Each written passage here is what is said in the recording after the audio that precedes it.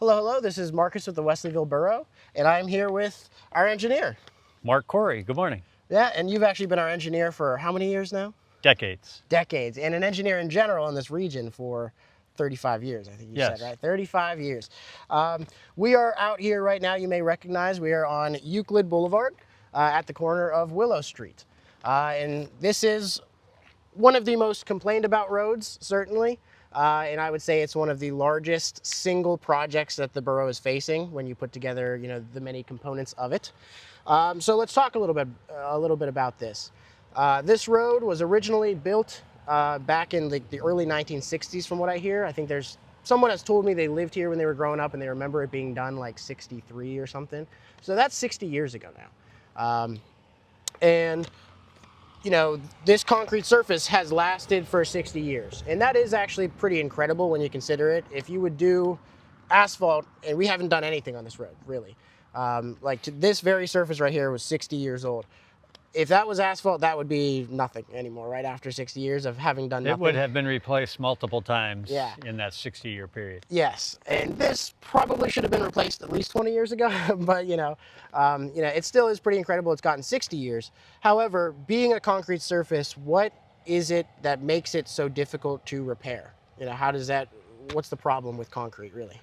Well, unlike an asphalt road that you would simply mill and resurface cost effectively, that option isn't available in a concrete pavement. And to just put asphalt and pave over the top of the concrete, all of the cracks that you see now would reflect up through the asphalt. So it's really not a viable maintenance option.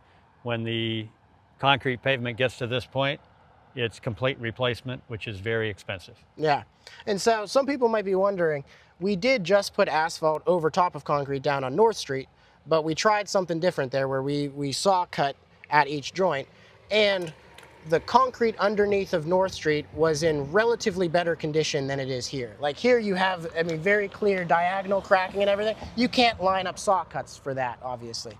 North Street was generally, you knew where the joints were, and now we're trying that where we're gonna see if that works, and that's a way to go. But Euclid here, there are several areas where we know that it's not just the concrete that's a problem, but the base underneath of it too. The concrete wiggles, so the base is a problem. And if you put asphalt on top of that, it's only a matter of time before you have an asphalt mess. And as you said, our typical approach for streets when we redo them is to mill, let's say 3 inches, like we did on Riverside. We milled 3 inches and then we put back 3 inches of structural asphalt. But milling 3 inches and putting back 3 inches is a lot different than what we have here. So this is, what are we looking at? It's probably at least 6 inches of concrete, right? And I would assume. Yeah, and then so when we have to redo this whole road, what does that entail? What does a roadway consist of? Well, the most important part of a roadway is the subsurface drainage. You need to get the water out from beneath the pavement. That's true whether it's concrete or asphalt. So we would be talking about completely removing 6 inches of pavement, probably 6 inches of whatever gravel base is underneath, putting in subsurface drainage, a new gravel subbase, and 6 to 7 inches of asphalt pavement. Yeah, 6 to 7. So, right there, as I said, mill 3 inches, put back 3 inches, versus here, excavate all of this. And if you think about it, to excavate this, they have to come and beat this all up, put it into however many dump trucks it's going to take to get rid of all of this, then excavate 6 more inches underneath of this, put back how many truckloads of gravel need to be laid down here, and then 6 inches or 7 inches of asphalt on top of that. That's tremendously expensive. Easily 10 times the cost of what a normal resurfacing might be. Am I right to say that? Sure, and we've taken advantage that concrete has lasted longer than asphalt would. Mm-hmm. But when it comes time to replace, it's a very expensive project. Yes, yeah. And that is why when we eventually get a chance to redo this, we're replacing it with asphalt. There's no chance we're putting concrete back. Correct. There's no chance. Correct. Now, we do have some work planned on this stretch from, again, we're at Willow all the way down to Station here. I would argue this is probably the worst stretch of the road. And what are we looking to do? First and foremost, I guess we should mention, it's not just the road surface. People might be looking at the road surface and they're forgetting what's underneath of the road surface, which is our sewer main. And obviously the sewer mains are incredibly important. And what is the average kind of life of a sewer main, that we could expect? one take here. So there's as many cars come by as what happens. But Well, you know, in the past 60 or 70 years, materials have gotten better, technology has gotten better. So the sanitary sewer line that's under Euclid Boulevard is a vitrified clay pipe in short lengths, might be 4 or 6 foot long pieces. So there are many, many joints that over many, many years have settled, have cracked, have shifted, and it allows groundwater to get into the system. We call that infiltration. That groundwater ultimately goes to the Erie Wastewater Treatment Plant, and Wesleyville Borough residents, sewer customers, are paying to treat clean water. So Wesleyville Borough in the last 20 plus years has taken a very proactive approach to replacing old, deteriorated sanitary sewer lines. When grant funds are available, we've taken good advantage of those grant opportunities, much like we're going to do here. So there will be PVC pipe that goes in to replace the old clay pipe sanitary sewer. Much better technology, much better and longer lasting materials. So we would expect not to have a similar issue here for another 75 years. yeah, and as you said, the clay pipe are what, 3 or 4 section pieces, and every 3 or 4 feet there's a joint, and then once that joint gets a little bit offset, water just flows right into that. Versus you're talking PVC is 20-foot joints at a time, Yes. and they put the couplings on it with mold it to plastic where it's pretty much that joint's not that you have no problem with that. It's joint. sealed tight. Yeah. And the inflow and infiltration, not only has the borough tried to fix as many lines as we possibly can in the streets, but we've also implemented our sewer lateral program for that very reason, because everybody's downspouts that are tied in, or if they're sewer lateral, the lateral coming from their house to the main, if that's broken up, any amount of water that gets into the system ends up going to Erie to Erie wastewater, and then we pay per gallon for cleaning it. So think of this. You got relatively clean rainwater making it into the system, and then we have to pay to get rid of it, and that's something that cost has to be passed on to the sewer customers in the borough here, and that's just a waste of money.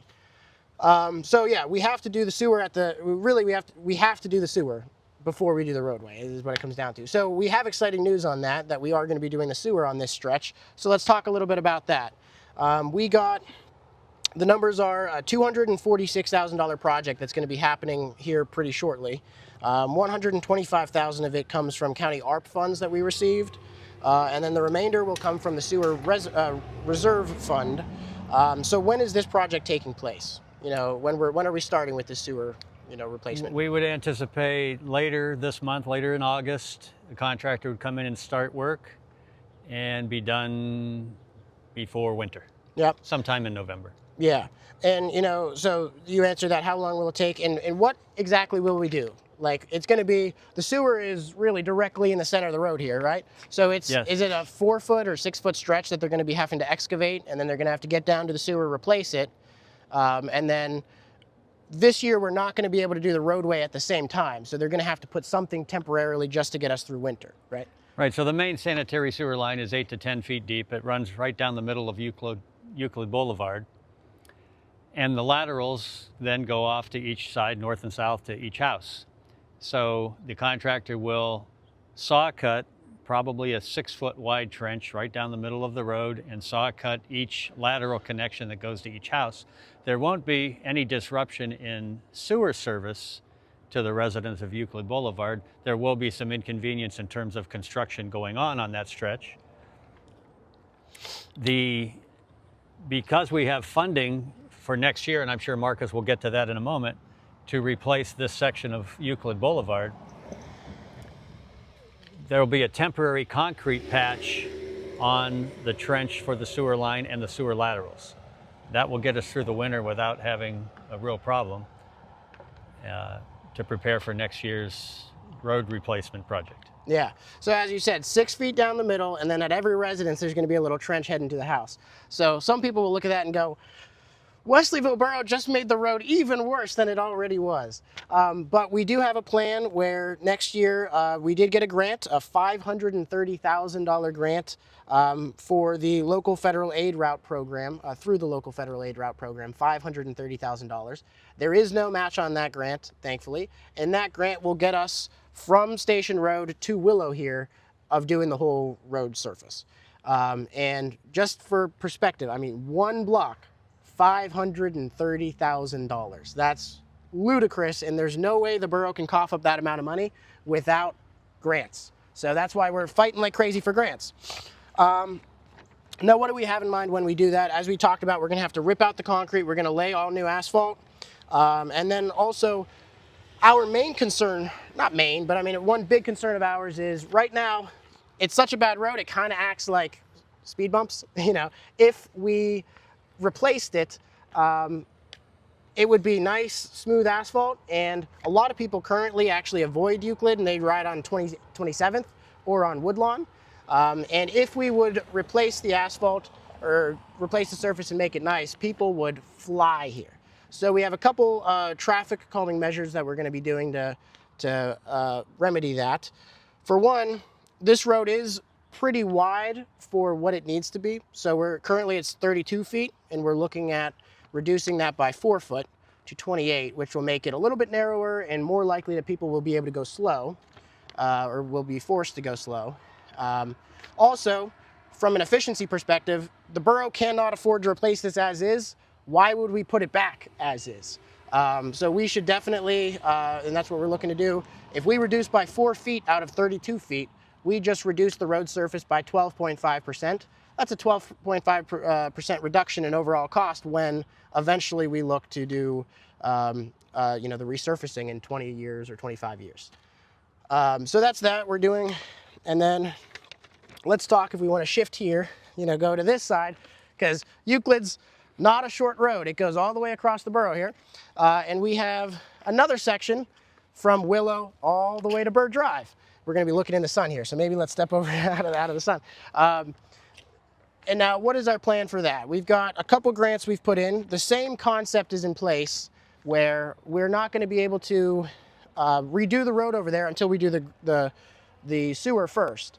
And the reason being, we don't want to replace the road surface, repave it, have a new surface, and then come back and dig up and disturb that new pavement to replace the sewer line. So naturally, the logical progression is replace the sewer line first and follow with pavement reconstruction. Exactly. And now, in order to do that section, we have submitted a couple grants. As I said, it's ridiculously expensive. The borough cannot do this just straight out of our own funds. So we did already submit a grant to the state's DCED small sewer program. And that was a $500,000 grant for the sewer in particular. And again, that's the same concept, down the middle of the road and to each house. And that's going to be $500,000 to get us all the way to Bird. And we've submitted that. We might hear about that by the end of the year, hopefully, is what we're thinking. But that's kind of in the state's hands, so we hear about it when we hear about it. If we don't get that, we might have to look into either resubmitting it again next year, or there's other options through Penvest where we might have to take out a loan. But they have pretty good loan terms. I mean, if you can tell me a little bit about that. It's like 5 years at 1 point something percent, or? Yeah, the Penvest program is a state revolving loan program for water and sewer projects. Very competitive rates. It's over a 20-year period. The first 5 years, typically in Erie County, is a 1% interest rate, and the remaining 15 years is typically less than 2%. Yeah. So it's a project that can be financed at very low interest rates over a 20-year period of time. Yeah, and I mean, 1% interest for the first 5 years, and less than 2% for the remainder up to 20 years.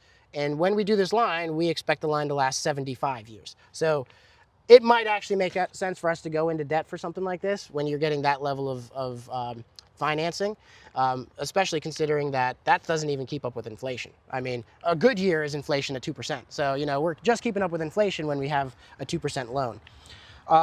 The ideal situation, of course, is we would continue to apply for 100% grant-funded projects. At such time that we receive money for the road reconstruction, if we don't have a grant fund for the sewer line replacement, that would be the point that we would, Yeah. look to borrow money to get it done. Yeah. So that addresses the sewer go in that section. Then we have 2 grants that we have submitted for the roadway, and hopefully we get at least one of the 2. The better one of the 2 would be we submitted over $1 million grant to the state's local share account grant program, and there is 0 match on that. So it could be $1 million straight to the borough, but that's extremely competitive. Everybody has the same idea. Recognizing there's no match, there's very few people that aren't interested in getting that money. Yeah, so we would be very, very lucky to get that, but we'll see, and hopefully we know something about that. That was submitted in November of last year, so maybe we'll hear about it within the next couple months. I think we should hear by the end of the year. Yeah, and maybe whenever the state releases their budget, I'm not sure. Now, another grant we literally just submitted yesterday, the end of July, was for nearly $1 million, and that's through DCED's Multimodal Transportation Fund, and that maybe we'll hear about by the end of the year as well. That was for, as I said, nearly $1 million. And for this stretch of road, we have the same concerns with the traffic calming, because again, if this whole stretch then is nice, people would fly across this. So we will be looking to narrow the road slightly, which will calm traffic, make it more effective and efficient for us in the future, more economical to replace it, as well as we recognize there's a lot of people who walk and there's a lot of people who bike, biking especially, getting over to like McClelland over there and whatnot. So we are going to be marking with signage, for a bike path and putting pavement markings down indicating bike paths both directions. Also, anytime we do, roadway improvements, we have to, this is not an ADA compliant ramp here. It doesn't have the little bumper pads. It's not easy, effective for somebody in a wheelchair to get up onto the sidewalk here. So that includes, improvements for all those intersections, as well as kind of a novel thing that we're going to try is actually the raised intersections. You want to talk about that a little bit, or about what, our thoughts are? We've seen this elsewhere. Harrisburg has done that. And it's a proven traffic calming measure to kind of raise the whole intersection, right? It's both a visual and a physical factor that traveling public would recognize. It would be something unique, and it would typically just inherently slow people down. Mm-hmm. If someone tries to navigate those raised intersections at a high rate of speed, they would be uncomfortable and probably would not do that again. So yeah. The traffic calming measures are